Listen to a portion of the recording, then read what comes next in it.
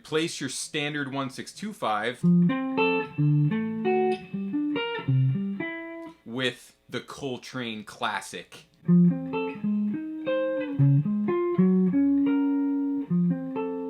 Basic level 1 Coltrane substitutions, okay? It's just going up to a dominant chord, a minor third away from the tonic, right? So let's take this basic formula in a 1625 and watch how it plays out, right? So from F, go up a minor third to the dominant chord, A flat 7. And of course, I'm just playing triadic framework right now. And then I follow the cycle of fourths. But then I tritone sub back down to the root. In the 1625, we see that all of the Coltrane substitutions are a tritone away from the standard chords, meaning that the functionality of the Coltrane changes is identical to the standard 1625 chords, but the bass motion is completely different and the sound is completely different. Now that should be pretty mind-blowing, right? If you start to see some of those implications, right? So let's just compose a quick little line through that Coltrane substitution thing, right? We're starting on the 1 chord, right? How about this nice little triad? How about? And what we're going to do when we're composing these lines is we're going to have 4 subdivisions per chord because we're playing 2 chords per bar. Right? You get the math, do the math. Keep up here, okay? So we've got 4 subdivisions per chord, right? So 4 on F might be, right? With the 9th, we like the 9th. You know, it does fit nice with the triad, so we like the 9th, especially considering where we're going, using basic voice leading principles. Now let's look for a nice little A flat voicing. How about, you see what's going on here? F major to A flat major, right? I told you they were devastating lines.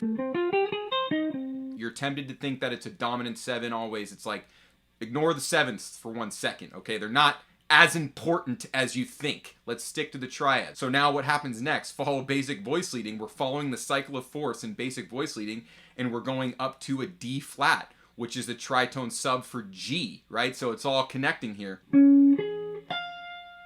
Now listen to that devastation all together. But we're looking for 4 subdivisions on each chord, so we need actually 1 more D flat. Let's go down. Nice little pivot. We see this G flat coming, right? We're going D flat, following the cycle of fourths. We're going to G flat. Do you hear this? Let's see what we've got so far, right? Devastating lines.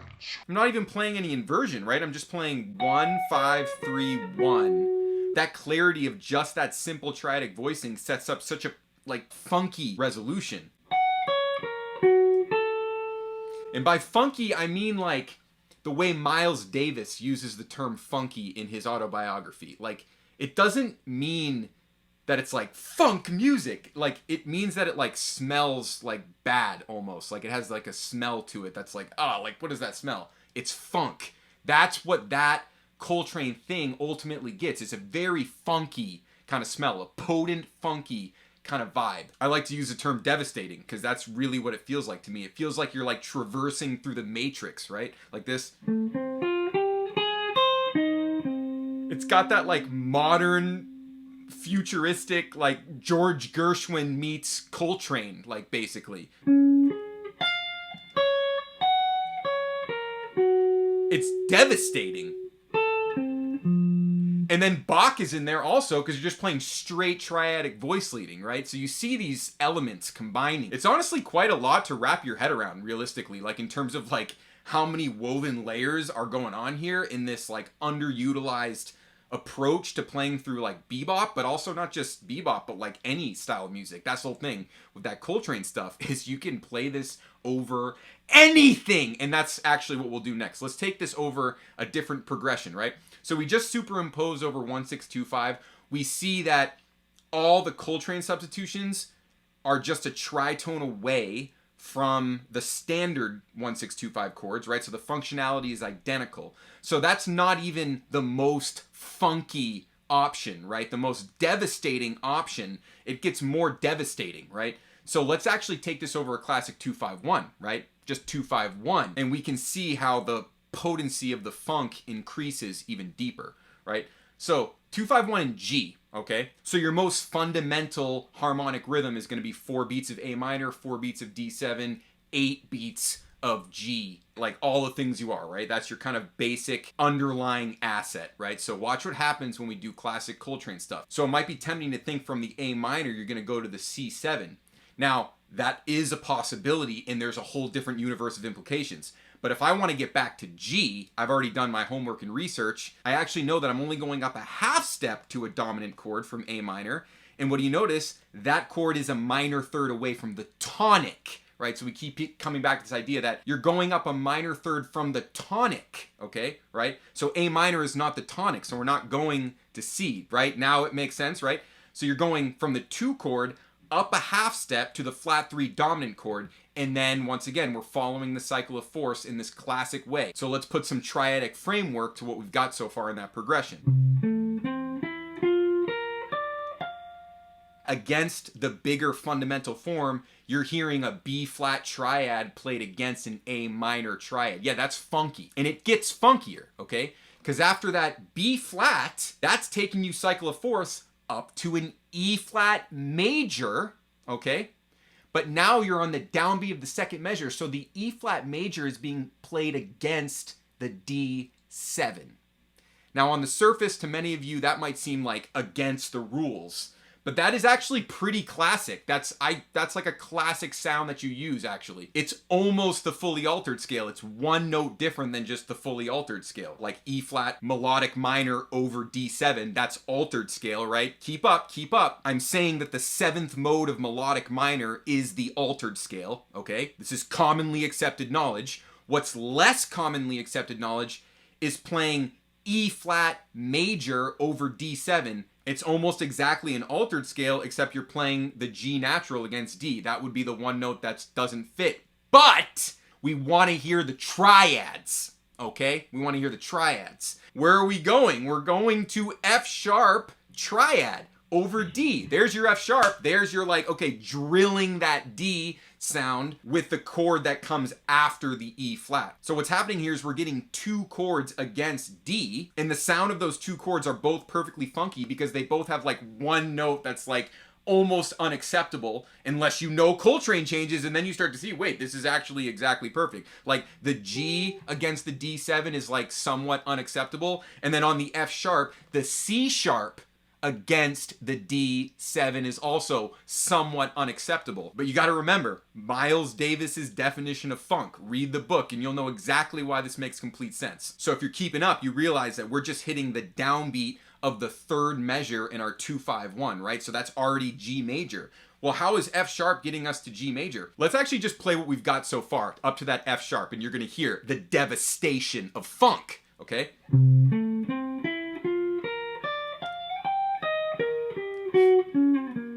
That F sharp major, it's a dominant chord. It's a 5 of chord. What's it 5 of? It's 5 of B. So now on the downbeat of the G major measure, we're playing a B major triad, dude. Perfect. It's just a major sharp 5 sound. It's not even dissonant at all. Definitely less dissonant than the F sharp major triad against the D7, right? It's less dissonant, relatively speaking. But once again, you're moving right along. 2 beats of that. And then you're going to 2 beats of a D major triad, right? And then, of course, there you go. You get that resolution on G on the last of those 4 measures. So play that whole thing and you hear the devastation, right?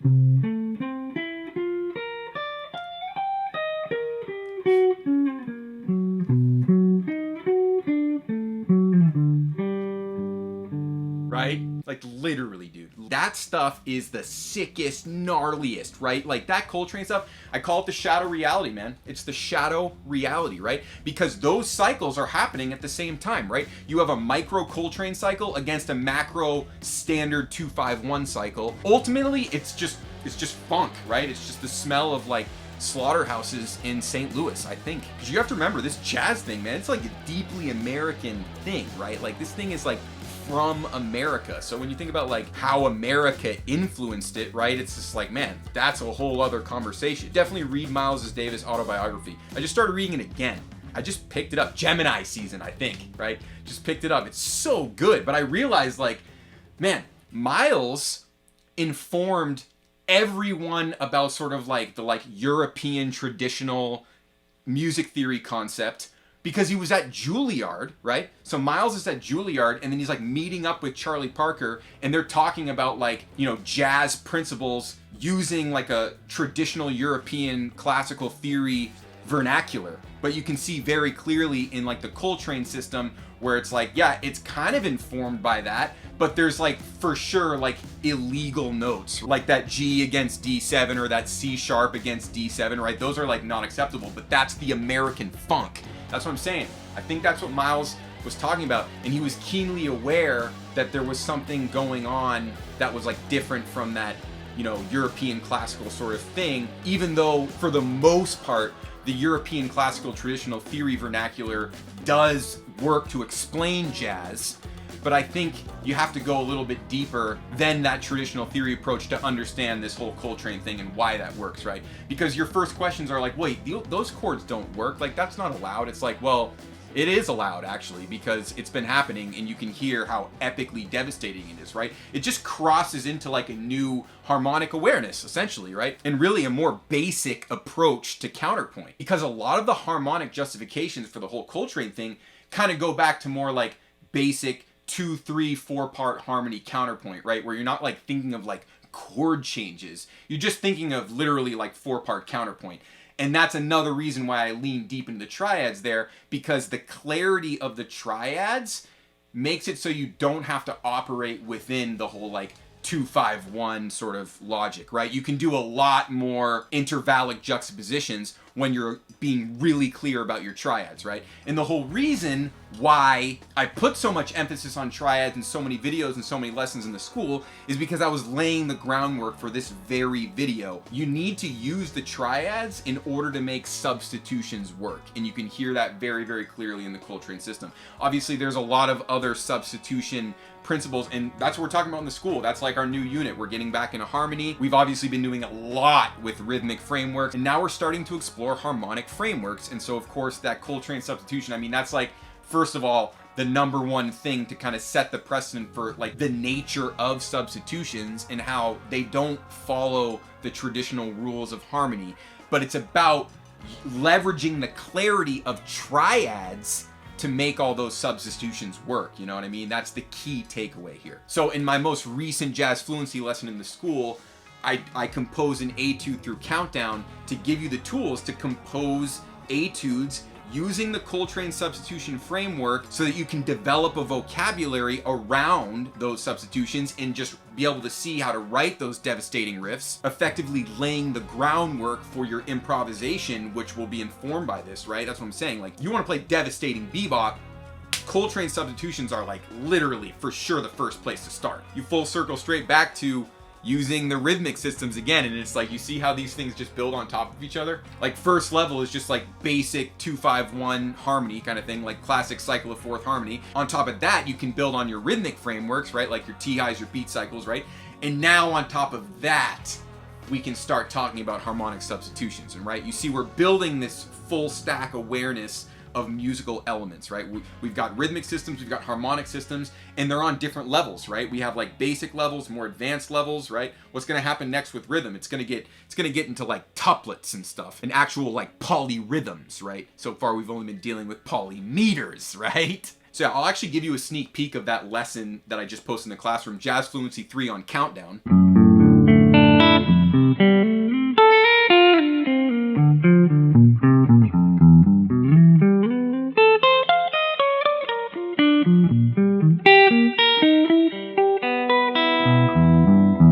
Voice leading straight in that E minor, that's like the nuts of the tune right there, is that B flat major sound straight in that E minor sound, right? That we heard earlier at the top of the tune, right? So I'm just explaining how to compose over a Coltrane sequence, how I'm doing it using like technique as a sort of guiding principle, and also just informing like an improvisational language that I'm going to later use. What do you think happens when you practice those kinds of studies? Well, it goes under your fingers, and then when you're actually improvising in the moment, it comes out, right? So I very much believe in that idea of composing lines that will become your improvisational language, inform those lines with all kinds of frameworks like the substitution framework. Obviously, you can do the same thing with your beat cycles and your T-highs. So now you're just scratching the surface of composing devastating bebop lines over standards, over classic harmony, or over your original tunes, right? Because now you can see how you fit that right into your original tunes, man. It's like, oh my God. You can obviously see there's this inevitable style of like guitar riffing rock music that's going to be informed by Coltrane substitutions, right? Because it sounds so potent, right? It just sounds so vicious. Why wouldn't you use that with like open string epic riffing? In fact, yeah. No, I know, I'm already cooking them up. And you know that they're in the school, so if you want to hear these, go to the school or do your countdown lesson in the school. That was epic. That's actually an ongoing contest, right? Whoever learns and records that riff first wins the hat.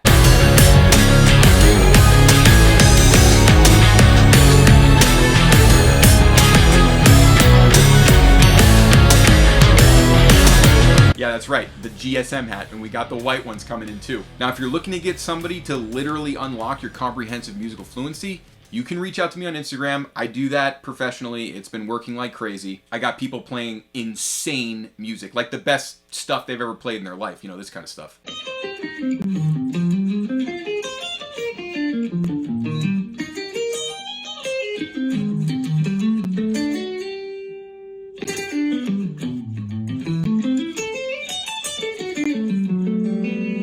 So if you want to make those kinds of exercises with me, well, you know, reach out, we can do that. Those will become lessons in the school, and you will be a contributor to the greatest music education program that the internet has ever seen, which is Systems for Creation. So if you made it this far, you're not like everybody else. You're a very, very unique individual, and you should reach out to me because I think we have some work that we need to do together. So I'll see you soon.